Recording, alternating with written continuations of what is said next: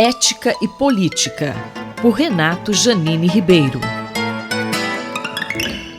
Professor Janine, a Câmara dos Deputados aprovou o projeto de lei sobre a educação domiciliar. Qual a sua análise? O projeto de lei aprovado na Câmara, permitindo educação domiciliar, mais conhecida pelo termo em inglês home schooling, é um retrocesso. É um grande retrocesso. Há pessoas que acham que isso pode ser bom, porque os pais podem contratar os melhores professores para os filhos, etc, etc. Mas o fato é o seguinte, o papel da escola não é encher a cabeça de conteúdos. Isso já foi dito muito bem pelo escritor francês Rabelais no século XVI, quando ele defendeu uma escola, a Abadia de Thélème, que ele inventou, né, em que o lema seria: mais vale a cabeça bem feita do que bem cheia, ou do que repleta. Então, o objetivo da educação não é encher a cabeça de pessoas, não é fazer decorar uma quantidade enorme de fatos, coisa que já caiu bastante em desuso. O objetivo da educação é socializar a pessoa, em primeiro lugar, é fazê-la aprender a conviver com um mundo que é muito mais amplo do que aquele de sua origem. Dizendo de outra maneira, todos nós nascemos num ambiente particular, ou seja, num ambiente parcial. Todos nós nascemos numa família, numa classe social, numa religião ou falta de religião, com determinados valores, gostos, prazeres, e acontece que eles são parciais em relação ao resto do mundo, porque não é todo mundo que acha as mesmas coisas que nós. Isso quer dizer, então, que quando nós vamos crescendo e vamos entrando em contato com outras pessoas, nós seremos surpreendidos pelo fato de que as pessoas são diferentes da nossa família, do nosso clã de origem, por assim dizer. E a escola é a melhor forma, apesar de seus defeitos, suas insuficiências, que qualquer pessoa pode reconhecer, ainda é a melhor forma de fazer a pessoa sair de casa e abrir-se para o mundo. Descobrir que existem crianças que não são seus irmãos, adultos que não são seus pais. Eu sei que muitos professores não gostam de ser chamado de tio-tia. Eu detestaria que um aluno da faculdade me chamasse assim. Mas há uma certa coisa nesse nome tio-tia, que pegou para professor basicamente do fundamental, que é uma transposição da figura paterna e materna para uma figura da própria família, mas mais distante. É assim que se processa a mudança. É desta maneira que as pessoas vão aprendendo que existe um mundo, vasto mundo, para fora de casa e que então elas não precisam seguir as pegadas dos pais, não precisam ter a mesma profissão, mesma visão política, a mesma religião, podem pegar o seu caminho próprio. Esse é o grande fator disso tudo. Educar significa exatamente o que, professor? A palavra educar, essa palavra vem do latim. Ela se compõe de dois elementos. Um ao final, ducar, que também aparece nas terminações induzir, em português, conduzir, deduzir, induzir. Ducere, que é o verbo latino, quer dizer conduzir, levar para algum lugar. Ex, que é a partícula que vem antes, significa de dentro para fora. Então, ex ducere, e depois educare, significa conduzir de dentro para fora. O dentro é o mundo particular em que cada um nasceu. É a sua parcialidade, por assim dizer. O fora é o mundo. Então, o que educar é? É abrir para o mundo. Você consegue abrir para o mundo sem sair de casa? Muito difícil. Você tem que conhecer outras coisas. Por isso que tantas coisas fazem parte da educação. Educação também não é só você estar na sala de aula.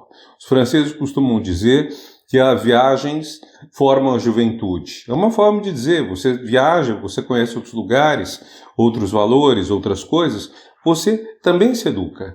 Eu acho que tem que ficar claro que educar é um compromisso com o vasto mundo e não uma espécie assim de padronização, de clonagem dos filhos pelos pais ou pelas pessoas que esses tenham contratado. Isso tudo com todo respeito pela família, que tem um papel muito importante na formação da autoconfiança das pessoas e também dos limites éticos que devem respeitar. O professor Renato Janine Ribeiro conversou comigo, Valéria Dias, para a Rádio USP. Ética e Política, por Renato Janine Ribeiro.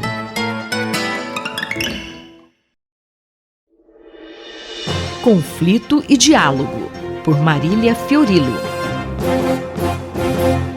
A professora Marília Fiorilo comenta hoje que, em casos como o da invasão e crimes de guerra na Ucrânia, qualquer neutralidade é cumplicidade com o agressor. Professora? Olá, Cido, ouvinte da Rádio USP. Numa entrevista recente à rede Al Jazeera, Daniel Ellsberg, que nos anos 70 revelou os documentos secretos do Pentágono sobre as ilegalidades dos americanos na Guerra do Vietnã, condenou, do alto dos seus 90 anos, o ataque russo à Ucrânia.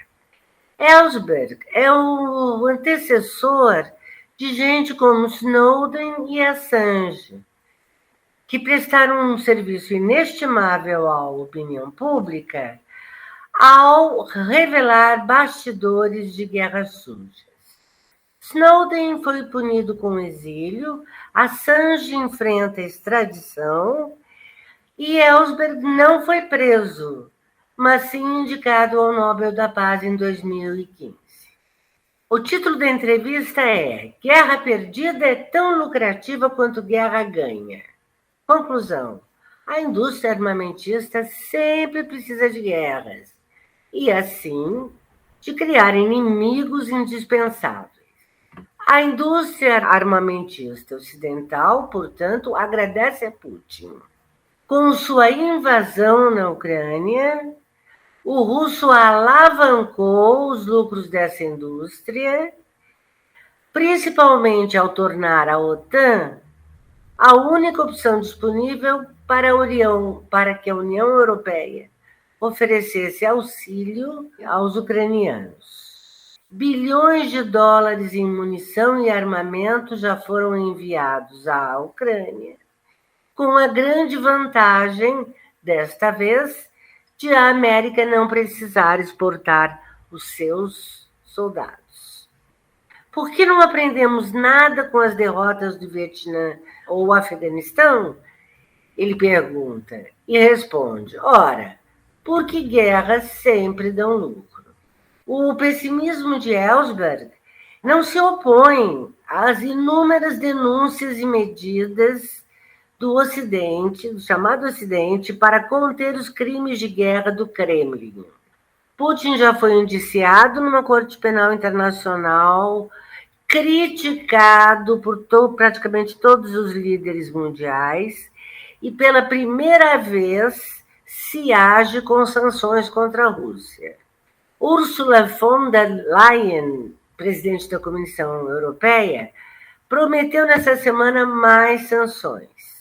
Nenhum líder político relevante, vamos esquecer China e Índia, deixou de denunciar a barbárie promovida pela Rússia. A Alemanha, inclusive, embora ainda oscile entre antecipar ou não o corte de fornecimento de gás russo antes do fim do ano.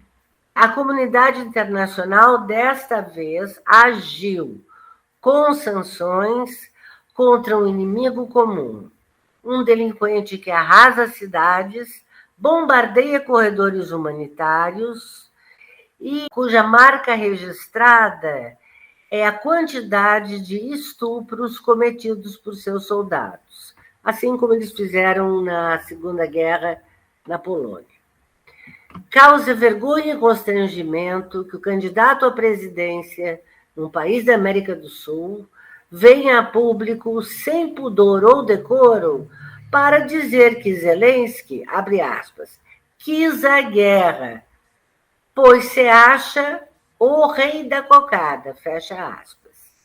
Não contente com tal declaração estapafúrdia, ele deu o originalíssimo conselho de botar todo mundo para sentar e conversar, como se isso já não tivesse sido tentado dezenas e dezenas de vezes.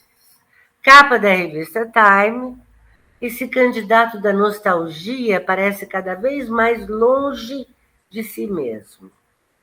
Pena e muito receio também de que o candidato nos reserve outras surpresas análogas a essa incapacidade de distinguir vítima e agressor.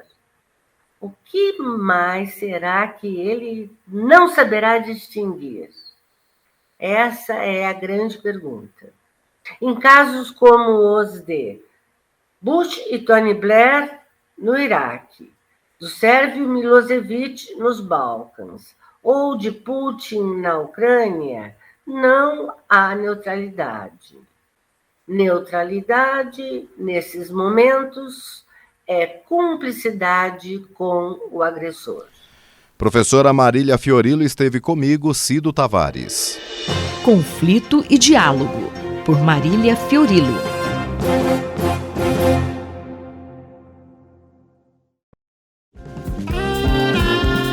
Corpo em Movimento, por José Carlos Fará.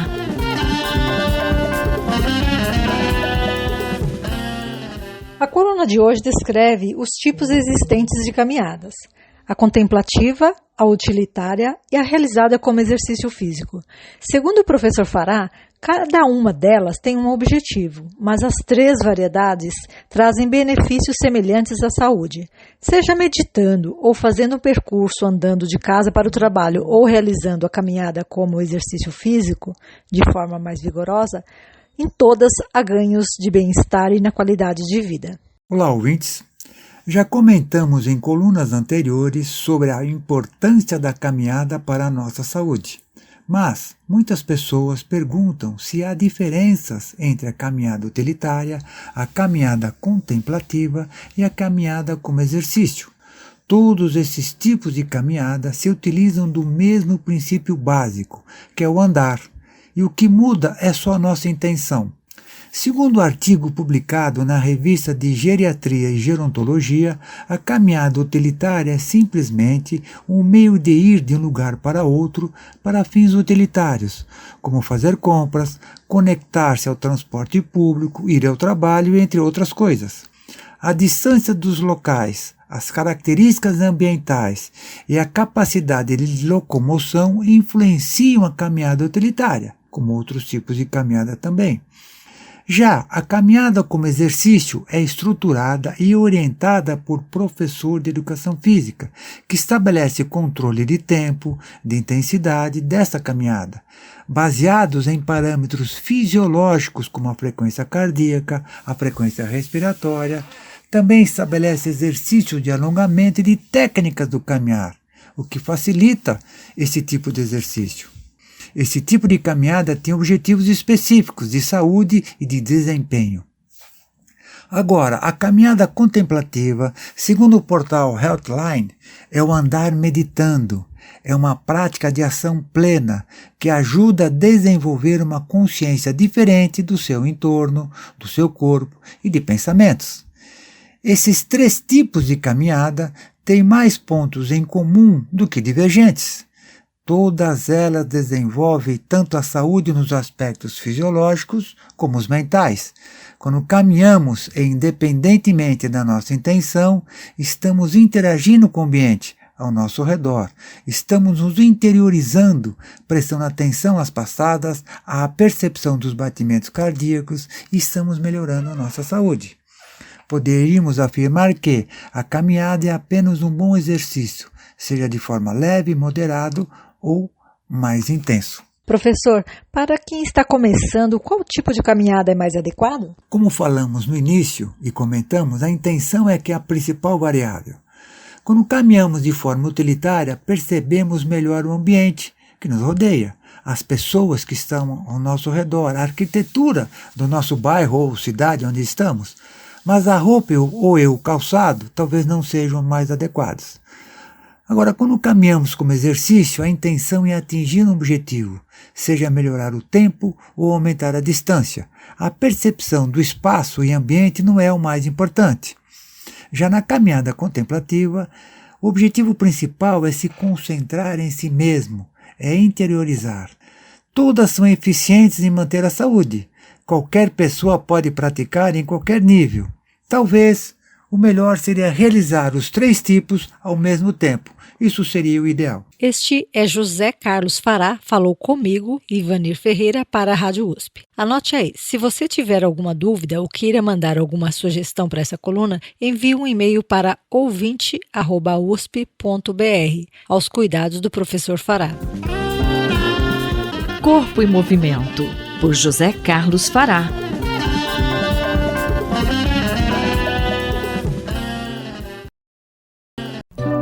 Globalização e Cidadania, por Pedro Dalari.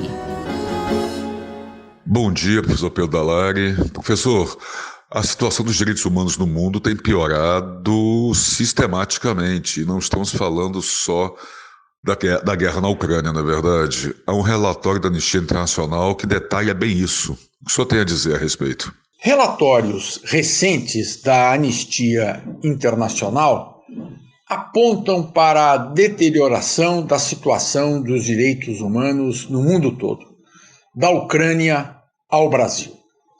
A Anistia Internacional é uma organização não governamental que se dedica a combater as violações de direitos humanos que ocorrem no mundo todo. Ela foi criada em 1961, tendo, portanto, completado 60 anos no ano passado. Em 1977, em função do trabalho que realizou no combate à prática da tortura, a Anistia Internacional foi laureada com o Prêmio Nobel da Paz. Com relação à Ucrânia, um relatório, um conjunto de informações produzido recentemente, divulgado agora no último dia 4 de abril, foi revelador das graves práticas de guerra dos militares russos na Ucrânia. O levantamento foi feito por investigadores de campo da Anistia Internacional que fizeram seu relato a partir dos cenários de guerra. Os militares russos, segundo a Anistia Internacional, estão matando civis ilegalmente, em função de implacáveis ataques indiscriminados em áreas densamente povoadas. As tropas russas também estão utilizando munições de fragmentação, que são proibidas pelo direito internacional, pois causam um impacto amplo e indiscriminado, atingindo a população civil. E com relação ao Brasil, professor, o que o relatório tem a dizer?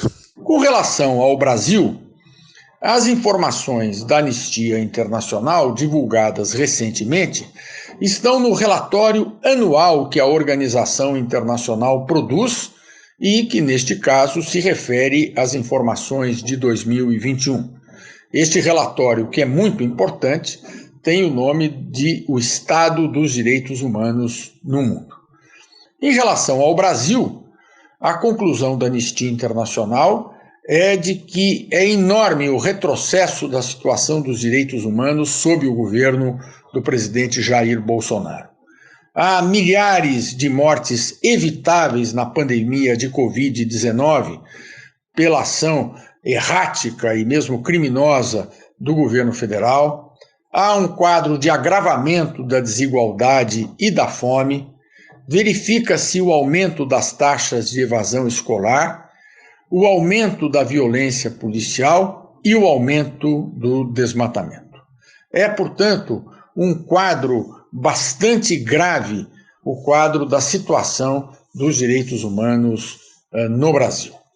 Vale a pena ter a Anistia Internacional como uma referência sólida no levantamento de dados sobre a situação dos direitos humanos no mundo, que podem ser usados pelos professores em sala de aula, por jornalistas nas suas matérias, enfim, por todos e todas aqueles e aquelas que têm a preocupação com a promoção dos direitos humanos. No link, o link para acesso ao site da Anistia Internacional, com essas informações bastante recentes a que eu fiz referência, está na matéria do Jornal da USP, que traz o registro desta coluna de hoje, e vale a pena todos terem acesso a esse material que é muito impressionante. Esse foi o professor Pedro Dalari que falou com Marcelo Hollenberg para a Rádio USP. Globalização e Cidadania, por Pedro Dalari. Horizontes do Jornalismo, por Carlos Eduardo Lins da Silva. Professor Carlos Eduardo, o New York Times reuniu uma equipe de editores para estudar novas personalizações da home do jornal. O que o senhor gostaria de destacar nessa iniciativa? Quando eu li essa notícia, Márcia, eu me lembrei de uma canção de Gilberto Gil chamada Rap, R-E-P. Nessa canção, o Gil fala: o povo sabe o que quer, mas o povo também quer o que não sabe. Em princípio, parece uma coisa muito boa. Você só vai ver na sua home, quando você abrir o New York Times, assuntos pelos quais você se interessa. No entanto, eu acho que isso pode ser muito empobrecedor para a experiência da leitura de um veículo jornalístico. Eu me lembro, por exemplo, eu nunca tive nenhum interesse por Argentina ou Perón, interesse específico, interesse maior. E me lembro um dia da década de 1990 também, em que eu li uma das matérias melhores que eu li na minha vida em jornalismo, na primeira página do Wall Street Journal. E era uma matéria sobre o roubo das mãos do cadáver do Perón. As mãos do cadáver do Perón foram roubadas para que os ladrões tentassem usar as digitais dele para abrir a conta do banco dele na Suíça. Uma matéria interessantíssima, que eu jamais leria se eu fosse receber a home personalizada para mim do New York Times, porque eu não tenho histórico de ler coisas sobre a Argentina ou coisas sobre Perón. Então, por um lado, parece muito bom, eu não vou perder tempo lendo matérias que não me interessam em princípio. Por outro lado, eu acho que uma das coisas mais bonitas do jornalismo é exatamente você ir olhando as páginas ou as telas do jornal ou da revista e descobrindo coisas a respeito das quais você sabia pouco ou nada, a respeito das quais você tinha pouco ou nenhum interesse, mas que de repente são curiosas, são enriquecedoras para você. Então eu acho que parece bom, mas eu não sei se é tão bom o que o New York Times quer fazer. Além do que, a minha experiência como receptor de decisões de algoritmos não é das mais favoráveis. Eu, com frequência, recebo ofertas de livros, por exemplo, de sites onde eu faço compra de livros, que não me interessam minimamente. Então, além da questão do empobrecimento potencial que eu mencionei antes, também há a possibilidade de você acabar se irritando com os erros que a inteligência artificial poderá cometer, colocando na sua primeira página assuntos que você não só não se interessa por, mas que também você não tem vontade de ler e vai acabar se aborrecendo por acharem que você tem interesse por aquilo. Existe também toda uma discussão em relação ao algoritmo, professor, que trata de questões relacionadas a vieses, a preconceitos, a racismo, a machismo, etc. Deixar a primeira página de um jornal tão focado num algoritmo também não tende a diminuir a diversidade, que é uma das outras questões com as quais a gente vem lidando no jornalismo atual? Possivelmente, com certeza, se essa home for feita de maneira competente para pessoas que são, por exemplo, racistas, homofóbicas, misóginas. Se eles fizerem direito, se o algoritmo fizer bem a tarefa dele, essas homes que irão para essas pessoas com essas características de personalidade serão absolutamente nauseantes. Mas é possível que aconteça. E sei lá, eu acho tudo isso muito estranho. Provavelmente é coisa de um jornalista com 51 anos de profissão e 70 anos de vida. Pode ser que as pessoas mais jovens achem que tudo isso é ótimo e maravilhoso. Eu não deixo de reconhecer eventuais méritos, mas eu me preocupo com o quanto isso pode tornar menos rica, menos gratificante a relação do leitor com o veículo. O jornalista e professor Carlos Eduardo Lins da Silva, colunista da Rádio USP, conversou comigo, Márcia Blasques. Horizontes do Jornalismo, por Carlos Eduardo Lins da Silva.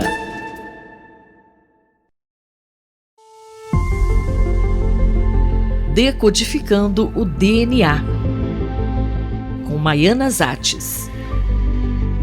Professora, qual é o tema que você traz hoje para os nossos ouvintes? Uma das consequências do envelhecimento é a perda da memória. Para alguns, ocorre mais cedo, enquanto outras pessoas mantêm a memória e a capacidade cognitiva em idades bem avançadas.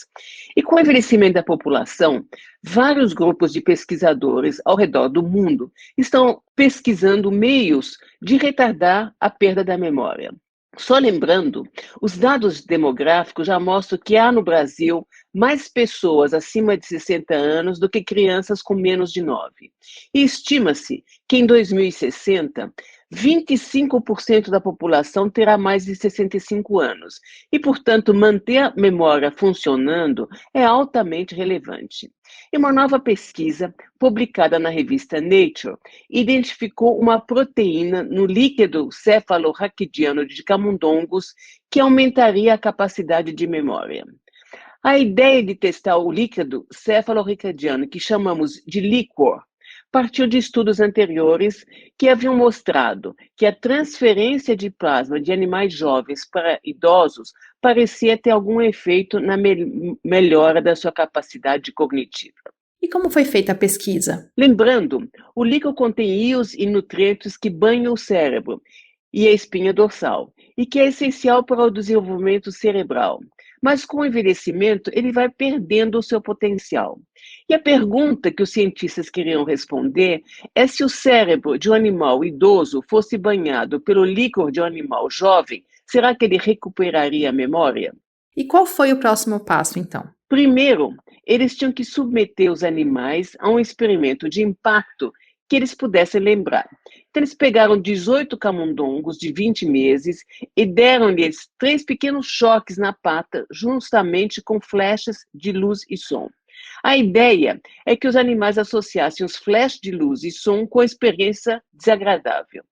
Então, eles dividiram depois os camundongos em 2 grupos. 8 deles receberam líquido de camundongos de 10 semanas e 10 receberam líquido artificial para servirem de controles. E depois de 3 semanas, os animais foram expostos aos mesmos flashes e sons do experimento com choques. E eles observaram, então, uma diferença significativa na reação dos que receberam o líquido de animais jovens em comparação com o grupo controle, mostrando que eles lembravam melhor do experimento. Como a região responsável no cérebro pela memória é o hipocampo, o próximo passo foi tentar entender como o líquor melhorava a memória. Eles descobriram que havia um aumento na expressão de genes em células chamadas de oligodendrocitos, que produzem a mielina, a capa que envolve as conexões nervosas e atuam na conectividade entre os neurônios, isto é, como os neurônios se conectam entre si. E sabe-se que a melhora da conectividade resulta numa melhora da função cerebral. E qual foi o próximo passo, então? A próxima questão era tentar descobrir qual era a proteína no líquor responsável pelo efeito positivo na memória. Eles identificaram uma proteína que eles acreditavam ser uma boa candidata, chamada de Fibroblast Growth Factor 17, ou fator 17 de crescimento de fibroblastos. E para validar esse achado, eles injetaram somente essa proteína nos camundongos idosos e verificaram que o efeito era semelhante à infusão de todo o líquor. Por outro lado, quando fizeram o experimento oposto, isto é, quando eles bloquearam a ação dessa proteína, os camundongos perderam o ganho da memória. Foi uma pesquisa muito difícil de ser realizada. Em primeiro lugar, coletar líquor de animais tão pequenos como os camundongos não é trivial. Mas se realmente a proteína isolada tiver um efeito positivo na memória, isso poderá ser aplicado a humanos no futuro. E com vista nessa possibilidade, os cientistas não perderam tempo, já depositaram uma patente. Tomara que dê certo. A recuperação da memória certamente iria beneficiar um número gigantesco de pessoas. A professora Maiana Zatz conversou comigo, Fabiana Maris. Decodificando o DNA, com Maiana Zatz.